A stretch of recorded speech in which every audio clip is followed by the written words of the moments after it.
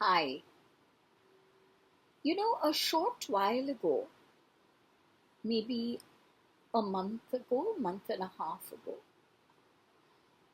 I visited this wonderful, wonderful lady who channels Sai Baba. I call her mother, Maji in Hindi. And I had a wonderful 2 days with her. And at one point, I asked her, I said, Maji, would you be able to tell me the one aspect that I should work on right now, which would help me evolve as a human being? And she looked at me with her gentle, small smile and she said, You are perfect as you are. Everything about you is fine. You are in such deep connection with your master. But there's one aspect of you that you still need to pay attention to. And that aspect, she said, is forgiveness. And I was a little surprised at that.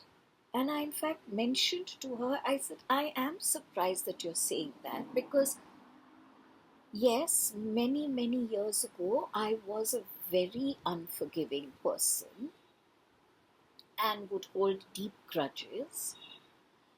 But I'm really not that person anymore. And it's been a long, very often challenging journey, but I just let it go now. And once again she smiled and she said, but that's exactly what I'm saying. You've learned to let it go, but you've not learned to forgive. And she saw the quizzical look on my face and she continued to say, when someone hurts you, you do let go of the incident. You don't hold on to the words or to the actions. You genuinely do let them go. But in order to protect yourself from hurt in the future, you raise up a wall. And you don't let that person in very easily again. And I had this absolute aha moment and I said, you are absolutely right, Maji. I do raise my wall. It's so quick and it's so subconscious that I don't even know that I'm raising the wall. But now that you say it, yes, that's what I'm doing. And she said, Beta, if you raise a wall, then how have you forgiven? How can you forgive if you are behind a wall? And I made a promise to her, but more importantly, I made a promise to myself that this is an aspect I am going to start working upon instantly, and I have.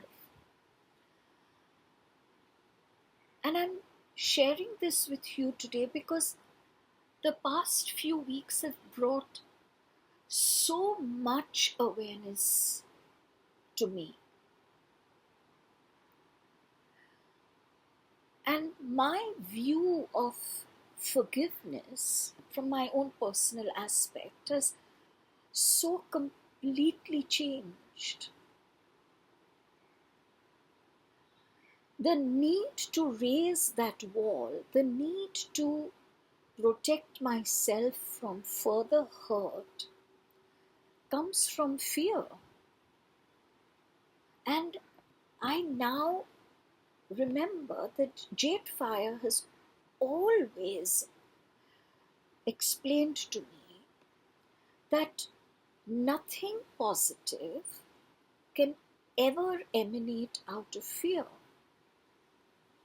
And forgiveness is most definitely one of the most positive energies we can share with another. And if my behavior is stemming out of fear, then that fear cannot bring about this positive energy of forgiveness. The fact that I do not hold on to grudges anymore, the fact that I do not allow the words and the actions to keep playing in my head, the fact that I do come to an understanding, however incomplete it is, that yes, the other person said or did from their own perspective, from their own inner pain. And all of this together helps me to completely let go. So, on the one hand, is that letting go, and on the other hand, is this wall that I raise. And when she spoke to me, one event immediately leapt up to my mind, and that was a few years ago. A really good friend of mine, someone I love still very deeply, did something that I considered an absolute betrayal of my trust. There's no anger left anymore, and there was a huge anger many years ago. There's no anger left. But I don't want her to play an active role in my life anymore. I don't know whether I can trust her again. And that got me thinking, Elle, you haven't really forgiven her. And so today I'm talking to you and I'm sharing this with you because it's important to understand that very often we make ourselves believe a certain thing which is not really true. We want to believe it. We don't want to look at certain parts of ourselves that we may not be very happy with. I am not happy about the fact that I don't think I could trust this person, at least not in the current moment of now. I am not happy about the fact that yes, there is a wall that I have risen, and I would like her to be on the other side of the wall. I don't like those two aspects of me. I don't like the fact that fear still drives me. Fear of being hurt, fear of being emotionally wounded still plays such a big role in my life. No, I don't like those things about me, but I have to accept them as a reality. And unless I accept them as a reality, I will not be able to work on them and really resolve them. I pray that I am able to resolve this one event in my life and also the general aspect of forgiveness so completely that I am not scared of being wounded anymore. That I can view what I perceive as a betrayal, that I can view that not as a betrayal to me, but as really maybe something that person needs to address in themselves. And then if I can be there for them, I would. I don't know if I shall be able to reach that goal, but I know that I will try my hardest till I do that. And this sharing today is so that you can find that courage in yourself. I know that just like I have been, you have also been hurt, you have also been deceived, you have felt betrayed or cheated, but you and I have to move to a level of spiritual growth where we don't only intellectually know that the actions and the words came from the other person's inner pain, inner need, inner greed, whatever it might have been. We should not only intellectually know that, we should be able to empathize with the person who wronged us. We should come to that space of spiritual understanding that when someone does a wrong, whether it's you wronging someone else or someone else wronging you, when anyone wrongs another, it comes from a space of inner lack of self-love, a lack of self-worth. There is an inner void, an inner vacuum that needs to be filled.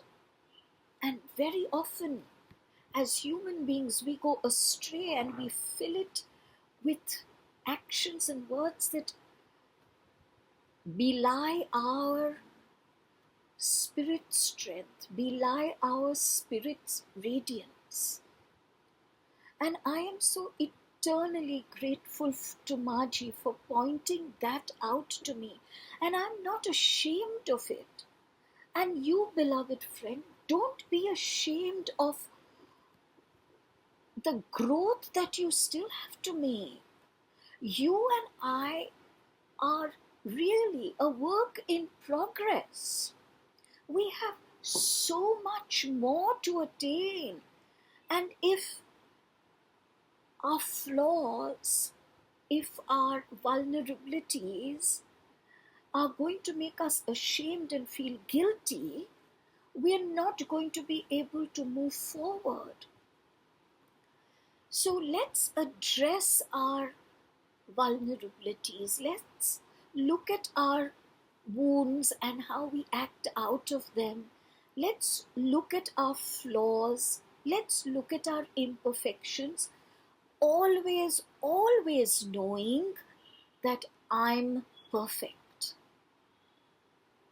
So on the one hand, we have imperfections, but if you just turn it around a little bit, I'm perfect.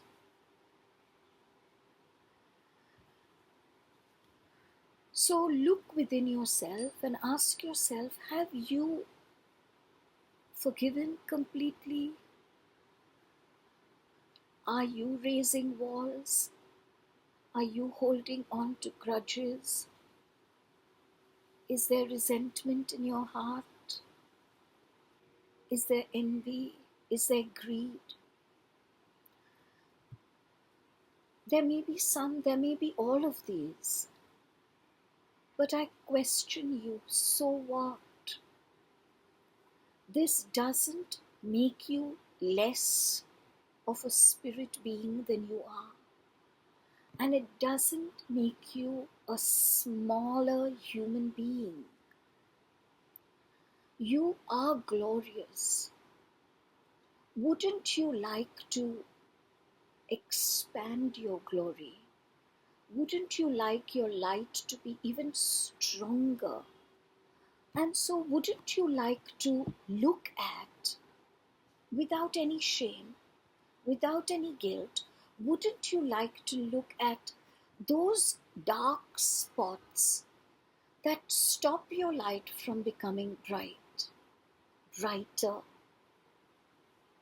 I hope my little bit of sharing has helped you to be kinder to yourself, to